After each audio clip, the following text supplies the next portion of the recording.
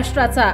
नमस्कार, मी सुधा संध्यालमध्ये आपलं सगळ्यांचं स्वागत। बुलढाणा जिल्ह्यातील पातुर्डा गावात राज्यव्यापी शेतकरी हक्क परिषद पार पडली। या परिषदेमध्ये शेतकऱ्यांना आत्महत्येपासून परावृत्त करण्यासाठी बच्चू कडू यांनी एक खळबळजनक विधान केलं। अबे तू मरापेक्षा एखाद्याने मारून टाक ना, एखादा आमदार जरी कापला ना, आम्ही सांगतो आत्महत्या करायची वेळच येणार नाही। पण असं कापून काढा, तोडून काढा अशा भाषा लोकशाहीमध्ये वापरणं मंत्रिपदावर राहिलेल्या व्यक्तीला, बच्चू कडू साहेब सुद्धा 2.5 वर्ष मंत्री होते, योग्य नाही ना। सगळ्या थोराच्या मागे तुम्ही जात लावत असाल तर तुमच्या सारखे नालायक कोणी नाही। तुम्ही पोस्टर लावले का माणसं वेगळे होते या देशामध्ये। बाबासाहेबांचे लावले तर वेगळे, शिवाजी महाराजांचे लावले वेगळे, महात्मा फुलेंचे लागले। पोस्टर लावून गर्दी जमा होत रे, काय होणार आहे। एवढे मोठे माणसं जातीच्या एवढ्याशा पिंजऱ्यात अटकून ठेवले तुम्ही, आणि हे त्याचं कारण सुरू झालं आमच्या मराचं कारण तुम्ही आहे, सरकार नाही आहे। सरकार तर एका दिवसात, तुम्ही सांगतोय एका दिवसात सरकार ना तालावर आलं ना।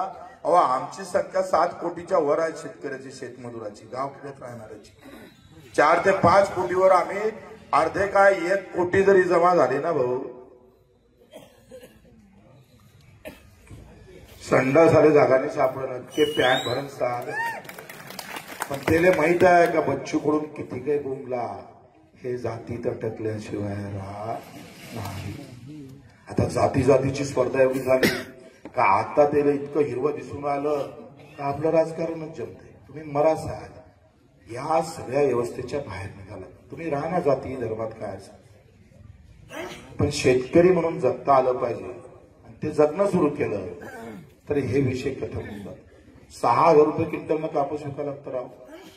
11,000 रुपये क्विंटलची शिफारस आहे, 11,000 रुपये। राज्य सरकारनं शिफारस केली, मी नाही केली शिफारस, राज्य सरकारनं शिफारस केली। 11,000 रुपये पर क्विंटल भाव भेटला म्हणजे 15% नफा भेटला। 360 दिवस आहे, 250 दिवस काम करतो शेतात आपण, फार मेहनत घेतो, पण त्या शेताच्या मेहनतीला जर दाम लागत असेल तर 15 दिवस रस्त्यावर यावं लागत, तरी जमते का 15 दिवस।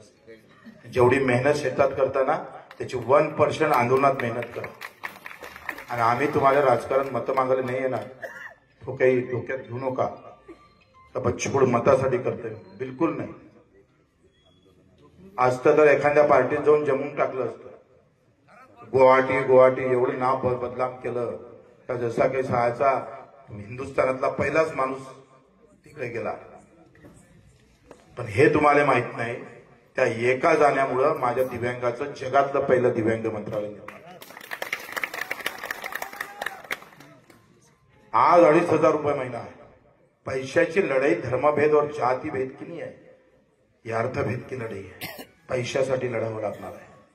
पैसा आहे तो सब कुछ आहे, सगळं येतं आता पैशात, काही कमी नाही पडत। मग आमचाही बंगला होईल, आमचीही गाडी होईल, पण ते पैशाची लढाई लढवावं लागेल। आम्ही पैशाची लढाई जिंकलो आहे दिव्यांगांची। 7 दिवस उपोषणाला बसलोय, आणि 7 दिवसानंतर जेव्हा 600 रुपये महिना होता त्या दिव्यांगाचा, तेव्हापासून लढतोय। 1000 केला, 1500 केला, 200 गुन्हे दाखल आहे फक्त दिव्यांगासाठी। मला आमदार म्हणायचे की तू काय याच्यासाठी लढतोय, एक ग्रामपंचायत सदस्य निवडण्याची ताकद नाही राजकीयांची, आणि कशाला लढायचं। म्हटलं सगळं काम राजकारणासाठी नाही केलं पाहिजे, काही कामं आशीर्वादासाठी करता आले पाहिजे, ते काम आम्ही आशीर्वादासाठी करतो। म्हणून ही तुम्ही समजून घ्या, ह्या पैशाच्या लढाईत जातपात धर्म पंत पार्टी मदत आणू नका। शेतकरी म्हणून ताज्या आणि महत्त्वपूर्ण बातम्या पाहण्यासाठी आजच आमच्या संध्या लाईव्ह न्यूज चॅनलला YouTube वर सबस्क्राईब करा आणि बेल आयकॉन प्रेस करा।